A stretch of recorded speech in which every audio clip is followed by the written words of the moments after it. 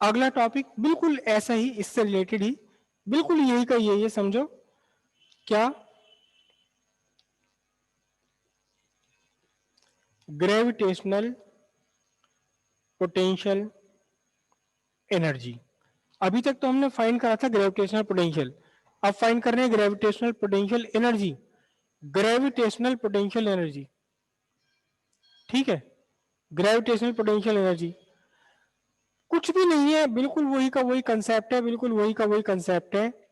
बस यहां थोड़ी सी एक बात बदल गई। क्या बदल गई?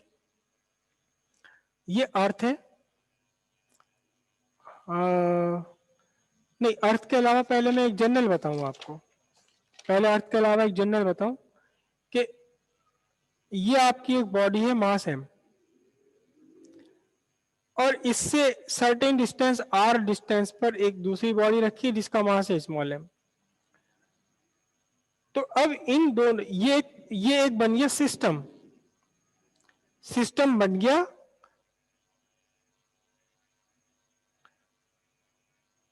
कंपेराइजिंग टू बॉडीज। एक ऐसा सिस्टम बन गया ये पूरा जिसमें दो बॉडीज हैं, दो बॉडीज से मिलकर एक सिस्टम बन गया है। पहली बॉडी जिसका मास कैपिटल एम है, दूसरी बॉडी जिसका मास स्मॉल एम है, ठीक है। अब इन इस पूरे सिस्टम की, ना तो इसकी अकेले की ना इसकी अकेले की, पूरे सिस्टम की ग्रेविटेशनल पोटेंशियल एनर्जी। अब इस, अच्छा, ग्रेविटेशनल पोटेंशियल एनर्जी का मतलब है क्या एक्चुअली, मतलब है क्या, समझना भैया को। पोटेंशियल एनर्जी का कंसेप्ट आप समझना। ये मेरा एक मैग्नेट है और मैं दूसरा मैग्नेट लेकर आ रहा हूं यहां इसके पास, तो दोनों मैग्नेट के सेम पोल आपस में रिपेल करेंगे। मैंने इस रिपल्शन के अगेंस्ट यहां जबरदस्ती लिया है, इसको रिपल्शन के अगेंस्ट यहां लिया है जबरदस्ती। तो अब इस कंडीशन में मुझे यहां तक लाने के लिए कुछ वर्क करना पड़ा, है ना, कुछ वर्क करना पड़ा। जितना भी मुझे वर्क करना पड़ा वो वर्क कहलाएगा अब इन दोनों की potential energy. Potential energy positive में आएगी पोटेंशियल एनर्जी, लेकिन अगर मैं इसे घुमा कर ला रहा हूं तो एक्चुअली मुझे कुछ भी नहीं करना है, तो अपने आप खींच चले आएंगे। वर्क करना पड़ा मुझे ना, वर्क मिला। तो अब इनकी अब भी वो पोटेंशियल एनर्जी ही कही जाएगी, लेकिन वो पोटेंशियल एनर्जी कैसी कही जाएगी? नेगेटिव, नेगेटिव पोटेंशियल एनर्जी, क्योंकि वर्क मुझे और उल्टा मिल गया। तो एक्चुअल में ये जो मैं आपको बता रहा हूं, दिखा रहा हूं इस टाइम, अब इसे मैंने मैग्नेट को यहां तक लाया। दोनों दोनों में एक ही बात है, या तो पहले वाले को रोक के दूसरे वाले को लाऊं, या दूसरे वाले को रोक करके पहले वाले के इसके पास लाऊं, दोनों बार एक ही बात है। कुछ करना पड़ेगा, कुछ करना पड़ेगा, कुछ वर्क करना पड़ेगा। अब वो जो वर्क है वो इन दोनों मैग्नेट्स की पोटेंशियल एनर्जी की फॉर्म में आ गया, क्योंकि ये मैग्नेट है तो मैग्नेटिक पोटेंशियल एनर्जी बोलेंगे उसे हम, समझ रहे हो। अब ऐसे यहां देखो ध्यान से, दो आपकी बॉडीज हैं, एक सर्टेन डिस्टेंस पर रखा हुआ है। तो आप इमेजिन करो कि एक बॉडी अपनी जगह रखी हुई, दूसरी बॉडी अलग रखी हुई है। दो बॉडीज हैं आपकी, दो बॉडी, एक ये बॉडी एक ये बॉडी, और बड़े ज्यादा बड़े हाथ हो गए मेरे, ये तो पूरे कैमरे फ्रेम में भी नहीं आ रहे। दो बॉडीज हैं आपके पास यहां रखी हुई है। तो इमेजिन करो कि एक बॉडी को आप इन्फिनिटी से लेकर चले और यहां तक लाए आर डिस्टेंस तक, या दूसरी वाली बॉडी को रोक कर रखा आपने, पहली वाली बॉडी को इन्फिनिटी से यहां तक लाए, कुछ करना पड़ा। या कंडीशन ये भी हो सकती है कि दोनों बॉडीज को आप एक दूसरे के साथ लेकर आ रहे हो एक सर्टेन डिस्टेंस आर तक, तीनों ही केस में आपको कुछ करना पड़ेगा। जो भी करना पड़ा वो इनकी पोटेंशियल एनर्जी हो गई, क्योंकि ग्रेविटेशनल फोर्स यहाँ इन्वॉल्व है, तो क्या कहेंगे उसे? उसे कहा जाएगा gravitational potential energy. Gravitational potential find करने के लिए आप कोई ऐरा गहरा मास नहीं लेकर आ रहे थे, एक स्पेशल मास लेकर आ रहे थे, एक पर्टिकुलर मास लेकर आ रहे थे। कौन सा मास? टेस्ट मास। यहां कोई भी जाओ, आपको इन दो बॉडीज की ग्रेविटेशनल पोटेंशियल एनर्जी कैलकुलेट करनी है, टेस्ट मास नहीं है ये कुछ और है। तो ठीक है, जो भी है ये, इसे इन्फिनिटी से यहां तक लाने में, या इसे रोक करके पहले वाले को इन्फिनिटी से यहां तक लाने में, या दोनों को एक साथ एक दूसरे के पास लाने में, जितना भी आपको वर्क करना पड़ा वो वर्क हो जाएगा इस पूरे सिस्टम की पोटेंशियल एनर्जी। सिस्टम कौन सा सिस्टम? जो दो बॉडीज से मिलकर के बना हुआ। अगर बाय द वे आपके पास तीन बॉडीज हैं, एक बॉडीज ये m1 है, एक बॉडीज दूसरी m2 है, तीसरी बॉडी ये m3 है। अब इसकी ग्रेविटेशनल पोटेंशियल एनर्जी क्या, कि तीनों इनिशियली एक दूसरे से इनफाइनाइट सेपरेशन पर है, और इनफाइनाइट सेपरेशन से पास लाते लाते आपने इन्हें इन्हें उस कॉन्फ़िगरेशन में लिया है जिस कॉन्फ़िगरेशन में ये इस टाइम है। पहली दूसरी के बीच का डिस्टेंस है r1, दूसरी तीसरी के बीच का डिस्टेंस है r2, तीसरी पहली का बीच का डिस्टेंस है r3।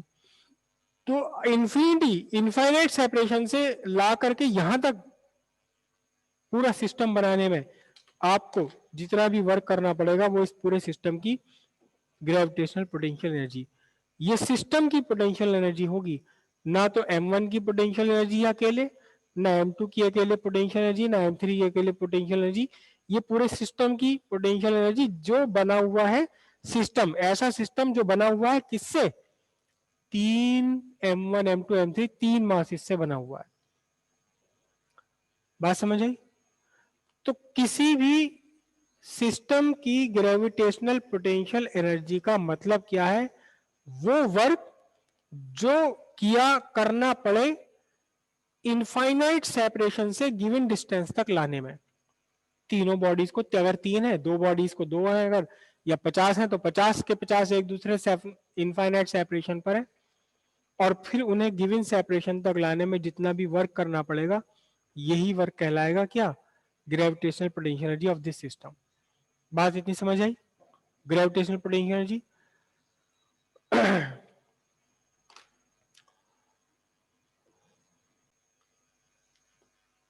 कोई है आप में से जो ये बता सके दोबारा, जो मैंने अभी टंग ट्विस्टर बोला था? हाँ,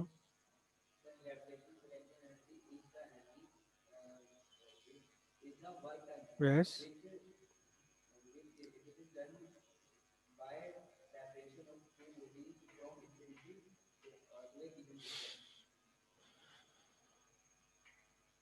काफी सही है, 100% सही नहीं है।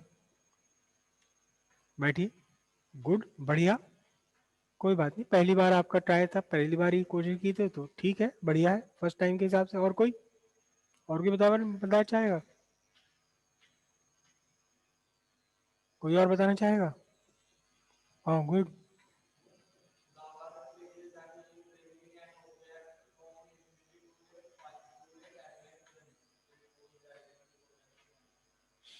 बैठिए बैठिए बैठिए।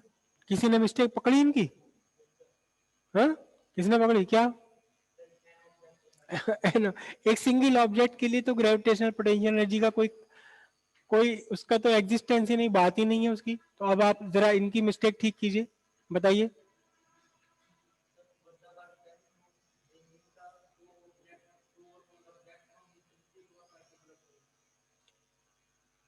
काफी हद तक आप ठीक आ गए, कोई और थोड़ा सा इसे और ठीक करेगा? बैठिए प्लीज, थैंक यू, बढ़िया बढ़िया, आपने सही आंसर दिया। कोई और ट्राई करे, ट्राई करे, ट्राई ट्राई ट्राई ट्राई।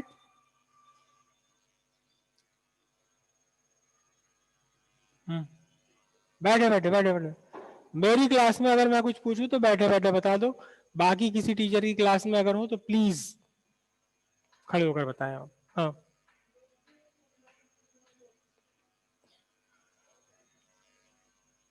अपना नंबर बताओ जरा, मैं आपके मम्मी को फोन करूंगा कि कल थोड़ा सा पराठे वराठे केले वाले खिला के भेजना, और थोड़ा सा मलाई में दूध भी डाल देना। सारी मलाई मलाई खिला दिया आपको, गला इतना चिकना हो रहा कि आवाज भी फिसल गई। मलाई में दूध डाला ही नहीं बिल्कुल भी। बोलिए, कोई बात नहीं, फिर से मैं बता देता हूँ। Work done for bringing two or more bodies from infinite separation to the given separation is called the gravitational potential energy of system given comparing by the given bodies। ठीक है, उसमें दो से ज्यादा कुछ भी हो सकती है। अब ध्यान से देखना जरा, हम सिर्फ दो बॉडीज की बात करके चलते हैं, सिर्फ दो ही बॉडीज की बात करके चल रहे हैं हम यहाँ। तो फिर कैसे देखना ध्यान से, एक बॉडी ये है जिसका मास m1 है, सपोज m1 है, दूसरी बॉडी जिसका मास क्या है, m2 है। तो क्या करें, m1 m2 को इनफाइनाइट सेपरेशन से यहां तक लेकर आए, जबकि इनके बीच का डिस्टेंस कितना है, जिसका इनके बीच का सेपरेशन है r। और जितना भी हमें वर्क करना पड़ेगा वो हो जाएगा। ठीक है, अब वर्क कैसे फाइंड करेंगे? वर्क वो ये ना जैसे अभी फाइंड करा था ये ना भाई, इनफाइनाइट डिस्टेंस पे है तो दोनों के बीच की फोर्स इनफाइनाइट होगी, डिस्टेंस इनफाइनाइट होगी, तो वर्क डन का वो वाला जो फॉर्मूला है, कौन सा वाला फॉर्मूला है? ये वाला फॉर्मूला तो काम आएगा नहीं है। आपको क्या करना पड़ेगा? इनफाइनाइट से लेकर के गिवन डिस्टेंस तक के पार्ट तोड़ने पड़ेंगे और सबको इंटीग्रेट करना पड़ेगा, है ना? तो बता सकते हो कितना वर्क डन निकल कर आएगा? बता सकते हो कि इनको इन्फिनिट से सेपरेशन, गिवन सेपरेशन तक मैं लेकर आऊं तो कितना वर्क कर निकल करके टोटल कितना वर्क आएगा? बताओ, कौन बताएगा? जल्दी बोलो। प्लस में आएगा? अच्छा, कितना आएगा प्लस में? कितना आएगा? हाँ भाई, ऑनलाइन वालों में से कोई जवाब दे सकते हैं?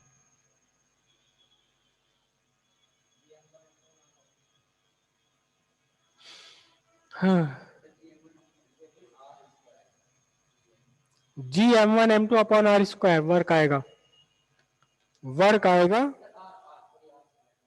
G m1 m2 upon are.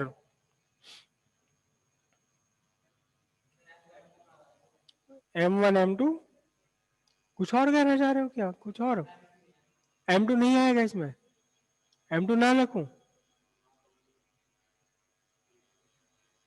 मतलब मैं ये लिखूं W is equal to G m1 upon r, है? M2 नहीं, मतलब ये M2 ये तो है हाथी, और दूसरा वाला चाहे चूहा हो चाहे दूसरा हाथी हो, इसका जोड़ीदार से कोई फर्क नहीं पड़ेगा वर्क डन पर। भाई अगर M2 नहीं है फॉर्मूले में तो इसका मतलब ये हाथी, ये चाहे चूहा हो या शेर हो या बिल्ली हो या हाथी हो, कोई फर्क नहीं पड़ेगा, सेम वर्क करना पड़ेगा। क्या? अच्छा अच्छा, तो ये आएगा Gm1 अपॉन आर, है? सब एग्री इस पर? ओके कर दें, लॉक कर दिया जाए कंप्यूटर में? यहां से W इक्वल Gm1 अपॉन आर पर लॉक लॉक लग, और ओ नो, ये गलत आंसर।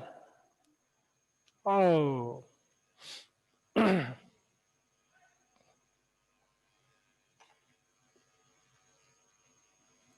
कितना वर्क फाइंड हुआ था? वर्क कितना फाइंड हुआ था? -G m1 upon are. M की जगह M1 है, M0 की जगह M2 है, तो कितना वर्क निकल कर आएगा? -G m1 m2 upon r, ये वर्क आएगा। समझ रहे हो? ये वर्क तो ये था ना, वो तो बाद में हमने जब मास से डिवाइड कर दिया था ग्रेविटेशनल पोटेंशियल की डेफिनेशन में, तब खत्म हो गया था वो। तो वर्क डन कितना निकल कर आएगा? वर्क डन निकल कर आएगा G m1 m2 upon are, और यही वर्क क्या हो गया? यही वर्क हो गया ग्रेविटेशनल पोटेंशियल एनर्जी। तो फिर अब आपका कितना ग्रेविटेशनल पोटेंशियल एनर्जी बनी? इस पूरे सिस्टम की ग्रेविटेशनल पोटेंशियल एनर्जी बन जाती है -G m1 m2 upon r joule, not per kg, क्योंकि यहां हमने मास से डिवाइड नहीं किया। याद, ध्यान दो, ध्यान देना, ध्यान देना, बहुत ध्यान देना, कि जब तक ये हम यहां थे, कौन गया? ये देखो, जब तक हम यहां थे तो केवल वर्क पर थे, जूल इसका आंसर आ रहा था, और फिर यहां आगे m0 से डिवाइड करा तो जूल के अपॉन में m0 कितना आ गया है? kg आ गया था। तो ये आपकी हो गई क्या? Gravitational potential energy of a system comprising two bodies having mass m1 and m2। Clear इतनी बात? दोबारा वो सारा करने की जरूरत तो नहीं है। बात समझ आ गई यहां तक? हाँ, वर्क हमने करा नहीं, बल्कि हमें क्या हो गया? मिला, इसलिए तो माइनस आ रहा है ये। तो हम इसके नीचे भी वो बात लिख सकते हैं क्या? Work is not to be done, instead work is obtained. करना नहीं पड़ेगा कुछ भी, उल्टा मिल जाएगा। बात क्लियर हुई यहां तक की?